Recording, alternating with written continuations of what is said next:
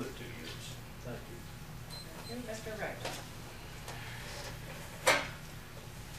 Experience, I was a town constable 4.5 years.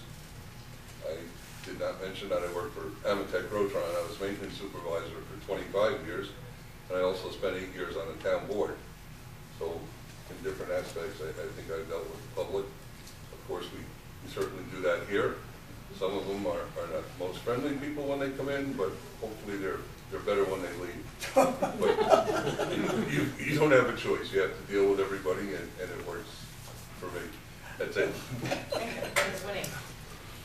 Yes, I feel I'm a great organizer. I'm willing to get involved and follow through. I've done a lot of scheduling in my past experience, presently where I'm working and my present job.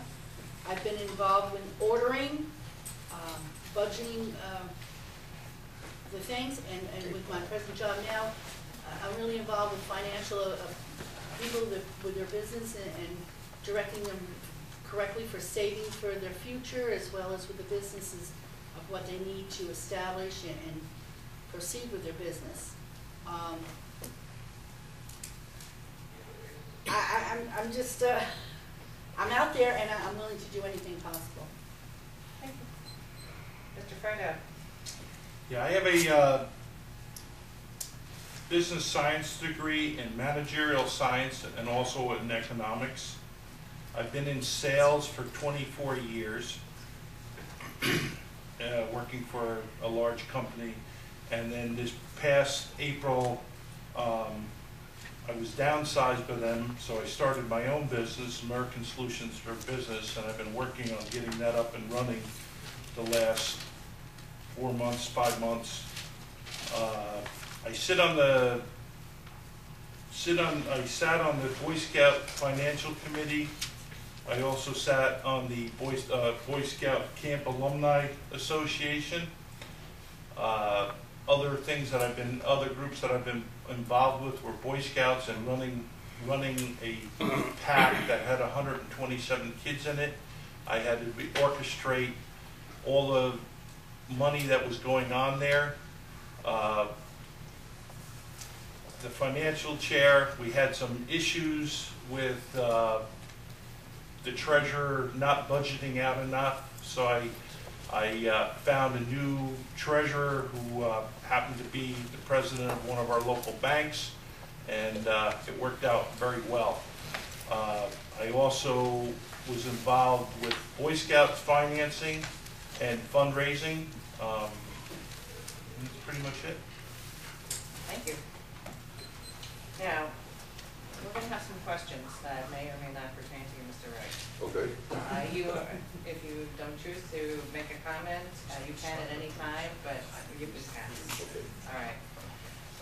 How do you plan on maintaining a productive and positive relationship with the New York City DEP? And we'll start with Ms. Johansson.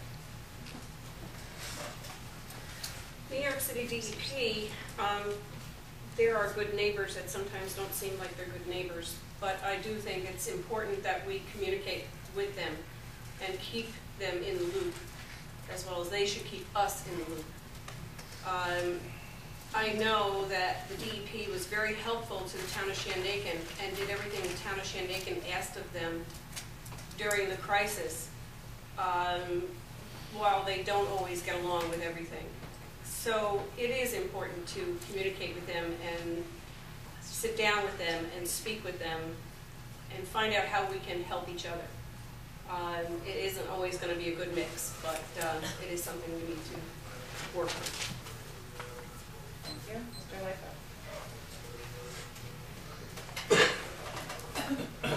I can remember when DEP was probably in New York City the worst enemy this town ever saw.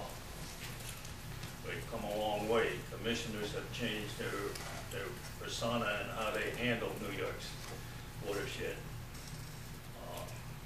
We can sit down with them. I've sat down with them. We deal with them up at CWC every month. The relationship is on a first-name basis with me. As far as I'm concerned, they've done very well in improving their relationship with the town of Olive, and we, if you look into it, probably have gotten a bigger percentage of business grants and septic system money and help from them. They're not a bad neighbor. Whatever, neighbors are neighbors. Is there room for improvement? Yes, there is. There's room for more than we can do. But the thing is, a 10-year contract on our assessment is probably the first, I know it's the first time that's ever happened over here.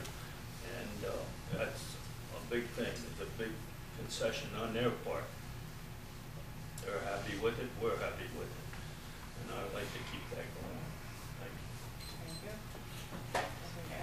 Thank you. Sure. Judge Cox and I deal with DEP a little differently here, and that's the police officers. I think when they first started, they were a little overzealous, and some of the gentlemen would move to other precincts. The fellows that are here now, I think are doing an excellent job. They help also with the medical calls. And personally, if I need a cop, I don't care what uniform he has, as long as he gets there and helps me out. So I think they're doing well. Ms. Winnie?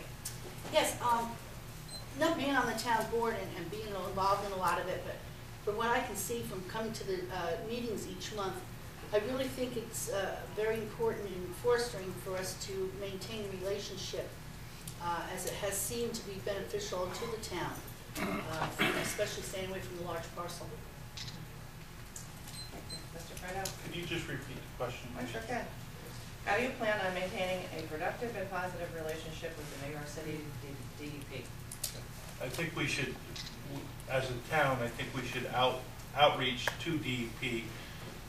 In the past, we have pushed them away, or that's what I've been told.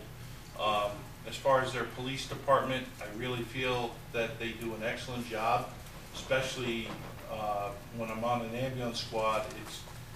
We had a call last week where they had DEP officers doing a training exercise, and when we showed up, it was in a cardiac emergency, and they were in paramilitary outfit because they were training, but they were there with an AED, oxygen, and everything else, and it was great to have them there. As far as with the storm, we didn't utilize, or we haven't utilized DEP services as much as Shandaken has, and I think that's a failure on our part because DEP is becoming our friend.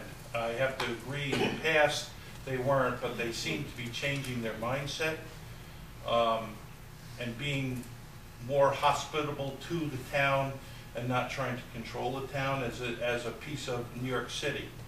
I know that I have good relations with the different officers when I'm on the ambulance site, and I wish we could foster more of it because it would take less of a burden off the town as for services and taxes if we can utilize them more. Thank you. Mr. Reck? I sit on a CWT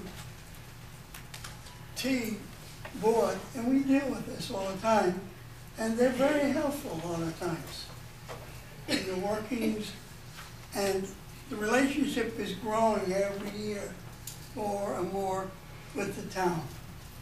It isn't fighting us all the time. Thank you. Will you support publicly funded low-income housing in Olive, which is not senior housing? Mr. Wagner?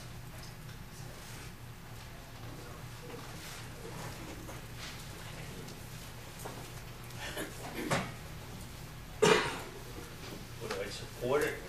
Would rather not, but by law you have to. I mean, you just can't take any group of people and say that you can't live within the town.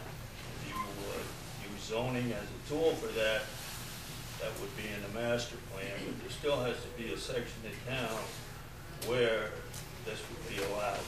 So as far as low-income housing, quite frankly,